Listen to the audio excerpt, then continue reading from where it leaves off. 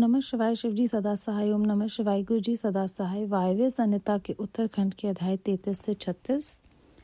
पारलौकिक फल देने वाले कर्म, शिवलिंग, महाव्रत की विधि और महिमा का वर्णन। उपमन्यु कहते हैं, यदुनंदन, अब मैं केवल परलोक में फल देने वाले कर्म की विधि बतलाऊंगा। तीनों लोकों में इसके समान दूसरा कोई कर्म नहीं है। यह विधि अतिशय पुण्य से युक्त है और संपूर्ण देवताओं ने इसका अनुष्ठान किया है। ब्रह्मा, विष्णु, रुद्र, इंद्र आदि लोकपाल, सूर्य आदि नवग्रह, विश्वामित्र और वशिष्ठ आदि ब्रह्मवेता महर्षि, श्वेत, अगस्त्य, दधीचि तथा हम सरी के शिव भक्त, नंदीश्वर, महाकाल और भृंगीश आदि गणेश्वर, पातालवासी दैत्य, शेष आदि महानाग, सिद्ध, यक्ष, गंधर्व, राक्षस, भूत और पिशाच, इन सब ने अपना अपना पद प्राप्त करने के लिए इस विधि का अनुष्ठान किया है। इस विधि से ही सब देवता दैत्य को प्राप्त हुए हैं। इसी विधि से ब्रह्मा को ब्रह्मत्व की, विष्णु को विष्णुत्व की, रुद्र को रुद्रत्व की, इंद्र को इंद्रत्व की और गणेश को गणेश तत्व की प्राप्ति हुई।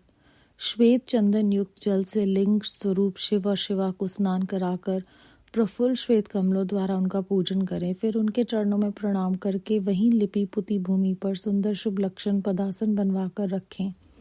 धन हो तो अपनी शक्ति के अनुसार सोने या रत्न आदि का पद्यासन बनवाना चाहिए। कमल के केसरों के मध्य भाग में अंगुष्ठ के बराबर छोटे से सुंदर शिवलिंग की स्थापना करें।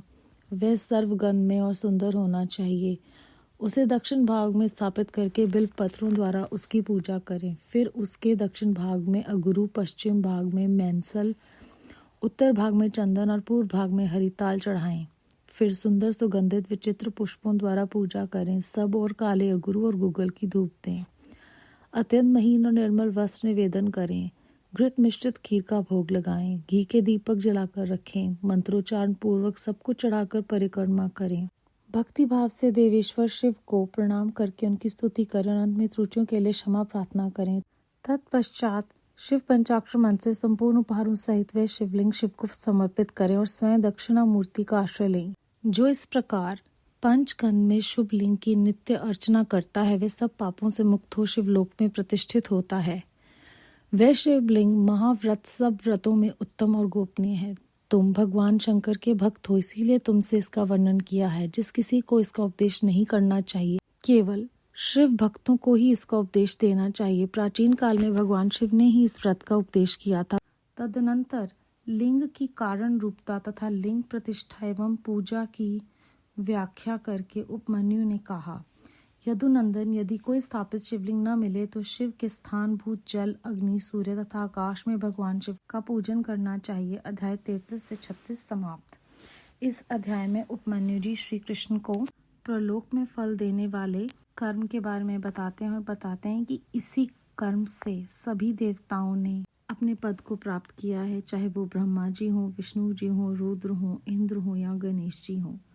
तो वो बताते हैं कि किस तरह से श्वेत चंदन युक्त जल से लिंग स्वरूप शिव और शिवा को स्नान कराकर उन्हें प्रफुल्ल श्वेत कमलों से पूजन करके उन्हें पदासन पर बिठाना है। और पूरी विधि वो विस्तार से बताते हैं और बताते हैं कि भगवान शिव का जो भी भक्त हो, केवल उसी को इसके बारे में बताना है और पंचाक्षर मंत्र से संपूर्ण उपहारों सहित इस शिवलिंग को शिवजी को ही समर्पित कर देना है। और इसके साथ ही वो ये भी बताते हैं कि जिस किसी को भी इसका उपदेश नहीं करना है और अगर किसी कारण शिवलिंग न मिले तो शिव के स्थान भूत जो कि जल, अग्नि, सूर्य और आकाश हैं, वहीं पर शिवजी महाराज का पूजन करना चाहिए। अर्थात फिर से भाव जो है वो ज़्यादा महत्वपूर्ण है और हमारी भक्ति में कोई भी वस्तु विशेष की आवश्यकता नहीं, वो केवल प्रेम देखते हैं और आस्था उनमें सदृढ़ हो तो किसी चीज़ पर भी हम आश्रित नहीं हैं। फिर से हमें शिव पुराण में हमारे आध्यात्मिक मार्ग में आगे बढ़ने के लिए उन्होंने हमें प्रोत्साहन किया कि कोई भी चीज़ का अभाव जो है वो हमें उनके प्रेम से वंचित नहीं रख सकता। केवल भाव देखते हैं परमात्मा। बेअंत शुक्राना गुरु जी महाराज। ओम नमः शिवाय। शिव जी सदा सहाय। ओम नमः शिवाय। गुरु जी सदा सहाय।